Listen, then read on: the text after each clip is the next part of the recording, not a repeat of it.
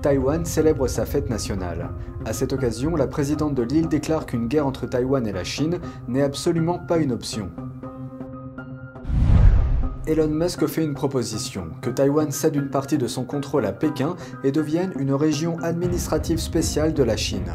Mais Taïwan affirme que sa liberté n'est pas à vendre. Une mise à jour sur la crise du fentanyl aux États-Unis. En quelques mois, les autorités américaines ont saisi suffisamment de fentanyl pour tuer 36 millions de personnes, soit 10% de la population du pays. Bienvenue dans Regard sur la Chine. À l'occasion de la fête nationale de Taïwan, la présidente de l'île, Tsai Ing-wen, s'est exprimée au sujet des tensions actuelles avec la Chine. Taïwan célèbre sa fête nationale avec des défilés, des spectacles et une détermination à défendre ses libertés. La présidente de Taïwan, Tsai Ing-wen, a abordé lundi la question des tensions avec la Chine continentale en évoquant la souveraineté de l'île. Le consensus du peuple taïwanais, du parti au pouvoir et du parti dans l'opposition est de défendre notre souveraineté et notre mode de vie libre et démocratique. Sur ce point, nous n'avons pas de place pour le compromis. Tsai a ajouté qu'une guerre entre Taïwan et la Chine n'est absolument pas une option pour résoudre la revendication de Pékin sur l'île et a réitéré sa volonté de discuter avec Pékin. Elle prévoit également de renforcer les défenses de l'île en affirmant que la destruction des libertés démocratiques de Taïwan serait un revers majeur pour les démocraties du monde entier.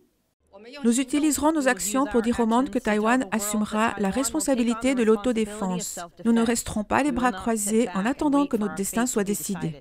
Des conservateurs américains font l'éloge de la démocratie taïwanaise à l'occasion des célébrations de la fête nationale.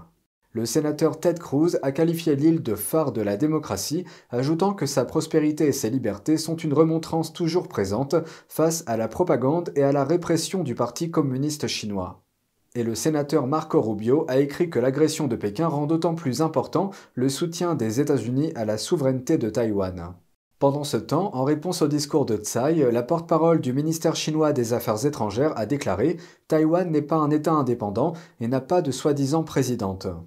Le régime communiste revendique l'île comme sienne et a intensifié les menaces militaires à son encontre après la visite de la présidente de la Chambre des représentants des États-Unis en août. Taïwan pourrait devenir une région administrative spéciale de la Chine, comme Hong Kong. C'est ce que suggère Elon Musk, l'homme le plus riche du monde. Il dit croire que cela résoudrait les tensions entre la Chine et Taïwan. Voici la suite. L'homme d'affaires milliardaire Elon Musk a suggéré que les tensions entre la Chine et Taïwan pourraient être résolues en cédant un certain contrôle à Pékin. L'idée d'une zone administrative spéciale semblable à celle de Hong Kong a été lancée dans une interview accordée au Financial Times. Musk répondait à des questions sur la Chine où sa société de voitures électriques Tesla exploite une grande usine à Shanghai. L'homme le plus riche du monde a également déclaré qu'il pensait qu'un conflit sur Taïwan était inévitable. Il a mis en garde contre l'impact potentiel que cela pourrait avoir sur l'économie mondiale. Pékin a depuis longtemps promis de soumettre Taïwan à son contrôle et n'a pas exclu de recourir à la force pour y parvenir.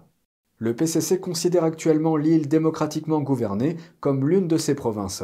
Bien que Taïwan, qui compte 23 millions d'habitants, s'oppose fermement aux revendications de la Chine. Par le passé, la Chine a proposé à Taïwan un modèle d'autonomie, un pays deux systèmes, similaire à celui de Hong Kong. Mais ce modèle a été rejeté par tous les grands partis politiques et ne bénéficie d'aucun soutien public. Les dernières remarques géopolitiques de l'homme d'affaires interviennent quelques jours après qu'il a proposé sur Twitter ce qu'il considère comme une solution de paix vis-à-vis de la guerre en Ukraine. L'une de ces idées inclut la cession permanente de territoires à la Russie. Musk s'est engagé à soutenir l'Ukraine plus tôt cette année et a fourni son service internet Starlink au pays, qui a été vital pour assurer la sécurité des communications militaires. Elon Musk a déclaré que la Chine avait demandé l'assurance qu'il ne proposerait pas le service Starlink dans ce pays. À la suite de la suggestion d'Elon Musk, la Chine et Taïwan ont réagi sur Twitter. L'ambassadeur de Chine aux États-Unis a remercié le PDG de Tesla. Alors que l'ambassadrice de facto de Taïwan aux États-Unis n'était pas impressionnée, disant, je cite, « Taïwan vend de nombreux produits, mais notre liberté et notre démocratie ne sont pas à vendre ». À quoi ressemblerait Taïwan si elle devenait une zone administrative spéciale de la Chine? Pour mettre en perspective la suggestion d'Elon Musk, jetons un coup d'œil à Hong Kong. La Grande-Bretagne a rendu Hong Kong à la Chine en 1997. La ville s'est vue promettre des libertés dans le cadre de la politique un pays, deux systèmes, ce qui signifie que Hong Kong serait gouverné séparément du reste de la Chine. Mais le Parti communiste chinois a depuis érodé cette distinction. Pékin a remodelé Hong Kong en réprimant les manifestations, en réduisant au silence les dissidents, en intégrant la loyauté envers le parti dans son système éducatif et en révisant les lois électorales pour éliminer l'opposition. Pékin affirme que le régime chinois a rétabli la stabilité à Hong Kong à la suite des grandes manifestations pro-démocratiques de 2019. Mais pour de nombreux citoyens à l'intérieur comme à l'extérieur de Hong Kong, le régime communiste a sapé les libertés qui faisaient de Hong Kong un centre financier international. Quelle est l'ampleur du trafic de fentanyl aux États-Unis? En seulement 3 mois et demi, suffisamment de fentanyl pour tuer 36 millions de personnes a été saisi sur le sol américain. Cela équivaut à 10% de la population américaine. Le ministère de la Justice a récemment annoncé que de mai à septembre, la police antidrogue a saisi plus de 10 millions de pilules de fentanyl et environ 450 kilos de poudre de fentanyl. 390 affaires connexes ont fait l'objet d'une enquête. 1/8 d'entre eux concernent des empoisonnements par surdose, et 1/3 sont liés d'une manière ou d'une autre à des plateformes de réseaux sociaux comme TikTok, Facebook, Instagram et Snapchat. Le fentanyl est une des drogues les plus dangereuses du monde. En 2021, plus de 100 000 personnes sont mortes d'overdose. 2/3 d'entre elles à cause du fentanyl ou d'autres opioïdes synthétiques. La plupart des précurseurs du fentanyl proviennent de Chine. La Chine présente son dernier avion à fuselage étroit, construit pour rivaliser avec ses principaux concurrents comme Boeing et Airbus. Mais combien de pièces de l'avion sont réellement fabriquées en Chine? De plus, les fournisseurs étrangers de pièces détachées auraient été hackés par la Chine. Voici un aperçu de l'historique. Le pays a certifié son premier avion à réaction C919 de fabrication locale après l'avoir lancé il y a 14 ans. Il est conçu pour rivaliser avec les avions de Boeing et d'Airbus. Mais les produits de ces deux sociétés sont actuellement plus performants que le nouvel avion chinois, et toutes les pièces ne sont pas de fabrication chinoise. Le train d'atterrissage, l'APU et le système électrique proviennent d'Honeywell. Le moteur provient d'une coentreprise entre GE Aviation et une entreprise aérospatiale française. Michelin a fourni les pneus. Le système de contrôle de vol et le système de carburant proviennent de Parker Aerospace, un vétéran de l'aérospatiale américaine. La partie chinoise était principalement responsable de la couverture du radar et des ailes. Beaucoup de ces fournisseurs fournissent également des pièces pour les avions d'Airbus et de Boeing. Et ils constituent un maillon essentiel de la chaîne d'approvisionnement de ces deux géants.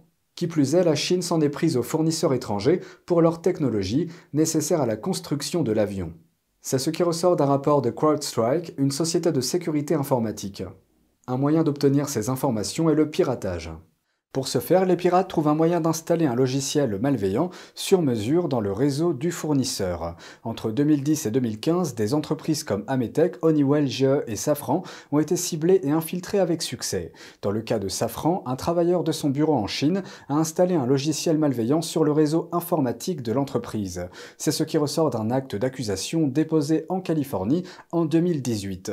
Le rapport indique que lorsque les hackers ne peuvent pas trouver leur chemin, alors l'agence de renseignement chinoise enverrait un recruteur humain pour acquérir les informations auprès des internes de l'entreprise. Xu Yanjun, un agent du renseignement chinois, aurait été chargé de ce recrutement. Il a été accusé d'avoir mis sur écoute un employé de GE Aviation et de lui avoir expliqué ce qu'il fallait voler dans la technologie des turbines de cette entreprise. Un jury fédéral américain l'a reconnu coupable d'espionnage l'année dernière. Et c'est tout pour aujourd'hui, merci d'avoir suivi Regard sur la Chine. On se retrouve demain pour une nouvelle émission. Prenez soin de vous et à bientôt.